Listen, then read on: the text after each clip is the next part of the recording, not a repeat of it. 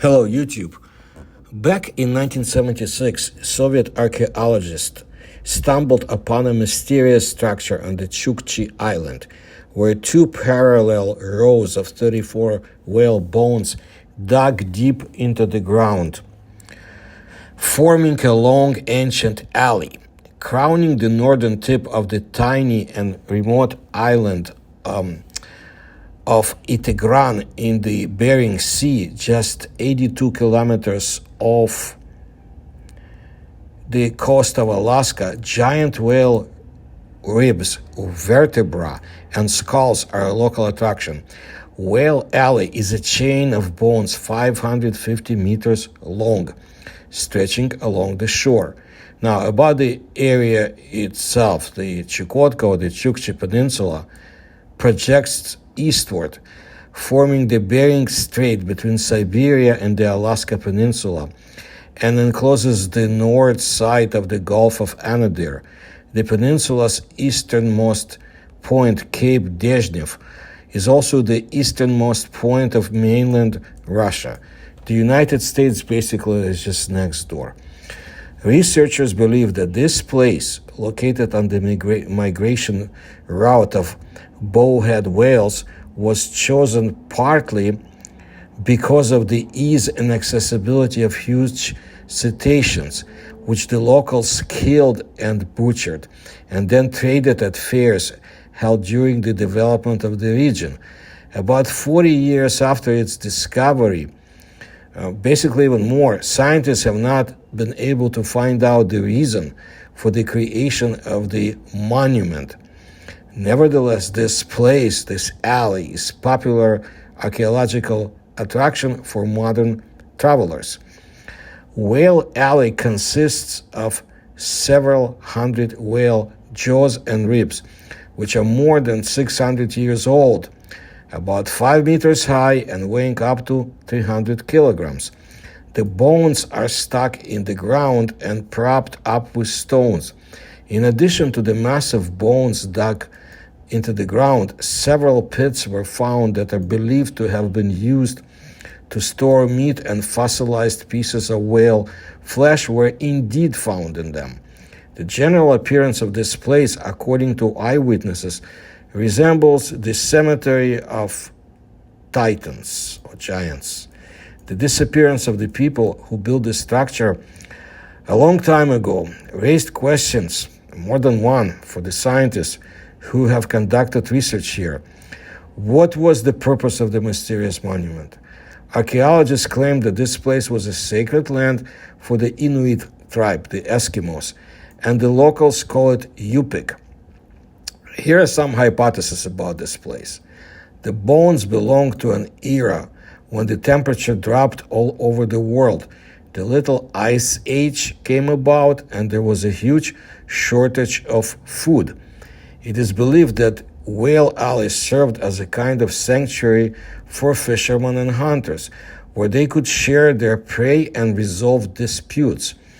Some scientists believe that the bones denoted the Holy Land, where ritual sacrifices were performed. Archaeologists believe that the lack of food in those days led to conflicts between Asian and American Inuit tribes, and the Alley of Whale Bones served as a neutral territory where they gathered together to discuss and solve their problems. Armed conflicts between various tribes occurred until finally the Asian Eskimos created a military political alliance, making the island of Itegran their base. The locals of the island are not so convinced of the sanctity of the Alley of Whale Bones. The Inuit use this place as a logistics center for collecting and transporting whale meat for subsequent cutting and storage. It is known that the meat was stored in square pits located between the bones. Yevgeny Basov, the owner of a travel company and a photographer, visited the island in 2013 and said that the sanctuary served the same purpose in the history of Northeast Eurasia as Stonehenge and the pyramids of Egypt in the West. He even told about the existence of several more monuments, like the Alley of Whale Bones on Itigran. There's something fascinating about the archaeological mystery that quenches people's thirst for knowledge and curiosity. Moreover, when the mystery swirls around huge bones stuck in the ground, the thirst for knowledge suddenly increases. As soon as they set foot on the island, tourists and locals literally, physically feel the power of these lands. Let's look at some more additional available information. According to legends, Whale Alley served as a central sanctuary for whalers from many Eskimo settlements, including the ones from the overseas, from the United States. And, of course, the land before the United States, or Canada, when it belonged just to the natives. The skulls dug into the ground in pairs served as a campsite for the ships of each tribe. The sacred land could not be desecrated with blood, so each tribe butchered marine animals in its village and only then transported them to the lands of Itigran. Not only feasts took place on the island, but also communication with the spirits of the ancestors. It was in the Holy of Holies, near a large sacrificial boulder that was located 50 meters from the alley along a stone path, that the meetings of the elite of the tribes, elders and shamans, took place. Each leader took about 100 warriors with him to the island, but women were strictly forbidden to set foot on the sacred coast. While ordinary men were preparing for feasts, their elders conducted sacred rites, including sacrifices, and then the celebration began. The leader who managed to feed the largest number of people was elected head for the next year. It was believed that the spirits favored him, and he would definitely bring good luck to all hunters. After the holiday, the elite went to communicate with their ancestors, to pay tribute to the deceased, and to ask for advice. At that time, competitions for strength and endurance began among young men. Those who showed themselves to the fullest were now considered to be men. It remains a mystery what exactly caused the tribes to leave these places forever, because obviously every centimeter of the complex created with love according to a pre-designed plan. Scientists suggested that in the 16th century, people left the island empty because of severe frosts, which forced whales to leave those lands in search of warmer climate. It's always good to remember that the colder it gets, the less food can be produced. And in the warmer climates, food production increases. Always keep this in mind. Anyway, despite numerous studies, the study of local folklore, tales, and legends, very little is known about the Whale Alley. There is not a single mention of this magnificent object in the legends of local tribes. In the memory of the descendants of whalers who carefully honor traditions, there are practically no stories about ancient rituals and customs on Itigran, only faint echoes. So it was as if the Whale Alley was deliberately forgotten. What was left, they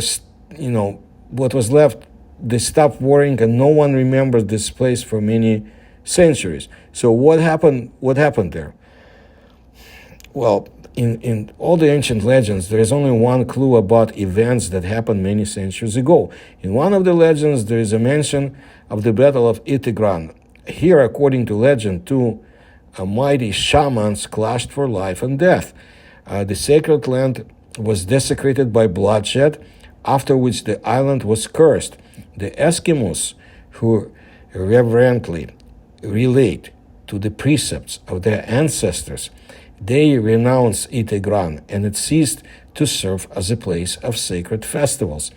The alley, which has stood alone basically for centuries, seems to have frozen in time, and the past centuries have not affected its fabulousness and power in any way. Only the sea, steadily rising as if it wants to hide the alley, takes the secrets into its leaden waters. The mystery that has survived in our times only attracts travelers from all over the world more. I'm not sure about nowadays, but I think before the war, there were about 2,000 tourists to Chukotka, and some of them, of course, a number of them, I think, were from overseas, including cruises, but there are also directed tours. Although there are other places on the coast of Chukotka where you can see whale skulls, for example, Niksirak, there's no evidence of the existence of another monumental ritual center similar to the Alley of Whale Bones in other Eskimo lands. Unless you listen to Evgeny Basov, who has actually visited the area and researched it, so that you know, Evgeny Basov is a guide and a blogger, and he organizes tours in Chukotka, home to many intriguing and beautiful places. But the tourism industry, of course, is not well developed in the area at all yet. Anyway, his favorite places in Chukotka are Dezhnev's Cape, no doubt about it, and the village of Naukan, which is up close to that. It's all located on top of the headland with the remains of Eskimo structures and an obelisk, a pillar to Dezhnev, the explorer. The place is reportedly full of energy. There's also Lake Maynits. Geographically, it's at the foot of the Koryak Mountains, 200 kilometers from the nearest inhabited area. It's not headlands that welcome you there, but mountains few thousand meters high. The lake is one of the largest spawning areas for sockeye, salmon, malma, and grayling. By the way, remoteness is what's really special in Chukotka. It is here that people who have been to the Plutoran Plateau and Kamchatka discovered the truth of Nikolai Gogol's line in his book, The Government Inspector. You could ride for 3 days and meet no one. And the places I mentioned, the Plutoran Plateau and Kamchatka, full of paranormal lore, mysteries, and cases. You can see in my channel as well. Finally, the village of Providenia is the most beautiful bay in Chukotka of all the fjords in the Bering Sea, if you compare. Now it's a national park.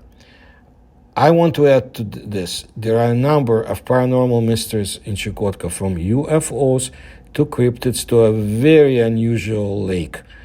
And you can see more about it in my videos in this channel, in the focus playlists.